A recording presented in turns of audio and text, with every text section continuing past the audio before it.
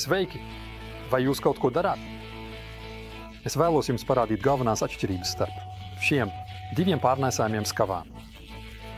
Nav taisnība, ka papīra ziņā labāks un dārgāks modelis vienmēr būtu labāks ikvienam. Un, protams, es arī nevēlos apgalvot, ka jums noteikti būs labāks, mazāks un lētāks modelis.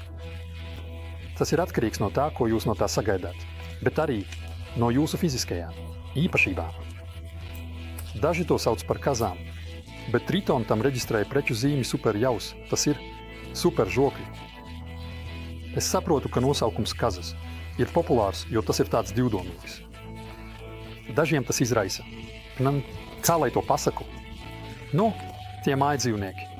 Bet kad es tā saucamās kazas, ieliku starp aitām, jo kazas mums nav, man nelikās, ka aitas domātu, ka tās ir kazas.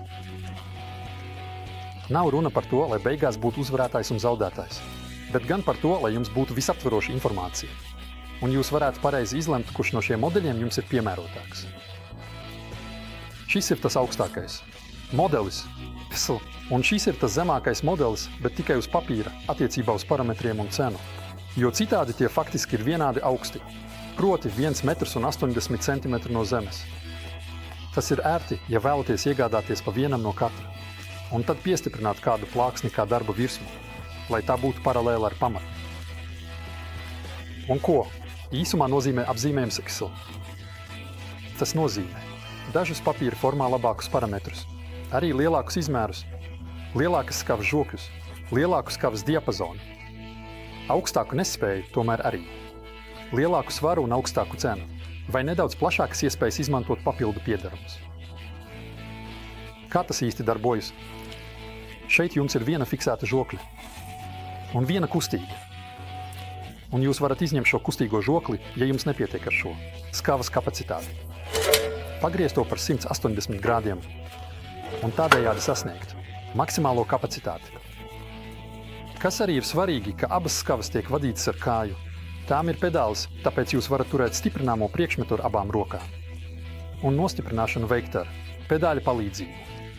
Tas ir ārkārtīgi ērti un iespējams galvenā priekšrocība. Žokļu kustība un pēc tam pati nostiprināšana tiek vadīta ne tikai ar kājas pedāli, bet arī ar šo slēdzi. Kad atvērtā slēdzenes pozīcijā jūs tikai pārvietojat kustīgo žokli. Jūs to varat faktiski pievilkt līdz pat priekšmetam, bet to nenostiprināt. Jums tas ir jāpārslēdz šādi. Un tikai tad, kad nākamreiz nospiedīsiet pedāli, tur paliks nostiprināšanas spēks. Savukārt, ja vēlaties to atbrīvot, tad tas atkal ir jāpavirza uz augšu. Pedāli jānospiež ar nedaudz lielāku spēku nekā tad, kad pievilkāt. Tas atbrīvosies, un tad ar žokli atkal varat pārvietoties. Kas attiecas uz maksimālo nostiprināšanas kapacitāti, tad šeit tā ir nedaudz lielāka nekā mazākajam modelim. Man jāpaņem špikeris, konkrēti 1020 mm, un šeit tas ir pēdiņās tikai 950 mm, tas nozīmē. Nedaudz vairāk par metru, mazāk par metru.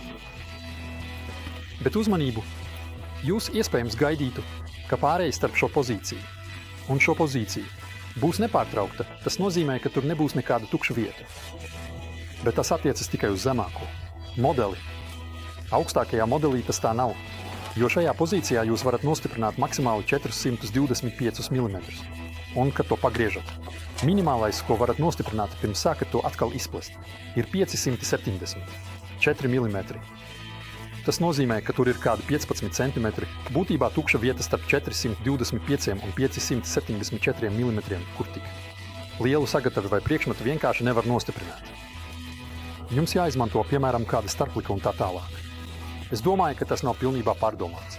Mazā gadījumā tas tieši pretēji savienojas, jo šajā pozīcijā. Maksimums ir 455 līdz 475, kad tiek noņemtas šīs starplikas, un minimums apgrieztajā pozīcijā ir 475, tāpēc tas patiešām savienojas. Pilnīgi perfekti. Kas attiecas uz, piemēram, stiprinājumu spēku, tad tas ir vienāds. Abiem šiem skavām, proti 10 000 newtonu. Iedomājieties, ka uz jums guļ 1 tonna. Es domāju, ka jūs pat nepakustēsieties. Nav taisnība, kā tas parādās vienā vietā mazākās skavas instrukcijā, ka ar vienu pedāļu nospiešanu būtu jābūt tikai 12 mm pārvietojumam. Citviet tekstā ir norādīta pareizā vērtība. 1 skola, tas ir aptuveni 25 mm. Tātad tāpat kā lielākajam Excel modelim. Superžokļiem ir 3 kājas. Tas ir priekšrocība uz nelīdzenas virsmas, jo 3 punkti nosaka plakni, tādējādi tas nekad nešūposies. Vienlaikus tas ir arī neliels trūkums, jo aizmugurējā daļā, kur ir tikai 1 kāja, stabilitāte ir nedaudz sliktāka. Kā palielināt stabilitāti? Jūs varat priekšā piespiest tās plakanās kājas, vai arī piestiprināt pie pamatnes, vai arī izmantot 2 superskavas. Šāda darba virsma, kas veidota no 2 pārnēsājumiem tritons skavām un kādas masīvas darba virsmas, ir absolūti stabila. Es izmantoju veca ozola darba galda karkasu un nevaru sūdzēties. Diemžēl aizmugurē nav ne virsmas, ne arī kādas pretslīdes palikt. Tur ir pavisam vienkārša kāja. Ja jūs to izmantotu kaut kur mīkstākā reljefā, ir nepieciešams zem tā novietot kādu palikt. Pievērsīsimies tagad uz brīdi lielākajam, smagākajam un dārgākajam Excel modelim. Kas tur labs, kas tur ir sliktāks? Kā jau teicu, lielāka kapacitāte, bet diemžēl tukša vieta tieši ap 50 cm izmēru, kur bez papildu piedarumiem, kādiem palikņiem, to priekšmetu vienkārši nevar nostiprināt. Kas attiecas uz lielāku svaru, tas, protams, padara manipulāciju nedaudz grūtāku. Tāpēc šeit ir 2 papildu rokturi. Tas mazākajam modelim nav. Viens ir šeit priekšā, un otrs nolokāms ir šeit aizmugurē, ar kuriem to var diezgan vienkārši transportēt. Gan saliktā, gan izjauktā stāvoklī. Kas attiecas uz šo aizmugurējo, neesmu pārliecināts, ka tas ir paredzēts nēsāšanai vertikāli, jo tas ir diezgan augsts. Un, ja jums nav 2 metru auguma, jums to nāksies diezgan grūti pacelt ar 1 roku. Tātad bicepsam vilkt kādus 20. 1 kilogramu nav gluži. Joks. Tāpēc es domāju, ka labāk to nest ar abām rokām. Vai arī salocītā stāvoklī, kad to apgāž uz muguras. To var paņemt aiz vienas aizmugurējās kājas. Diemžēl, tur ir diezgan maz vietas pirkstiem, tāpēc tiem, kam ir nedaudz biezāki pirksti, būs grūti tur ievietot roku. Bet citādi, šī pozīcija ir visērtākā nēsāšanai ar 1 roku. Tas ir mazajā modelī nedaudz labāk izstrādāts. Vai arī tāpēc, ka tas ir vieglāks, to vienkārši. Ir vieglāk nest, pat ja pirksti nav pilnībā ieslēgti.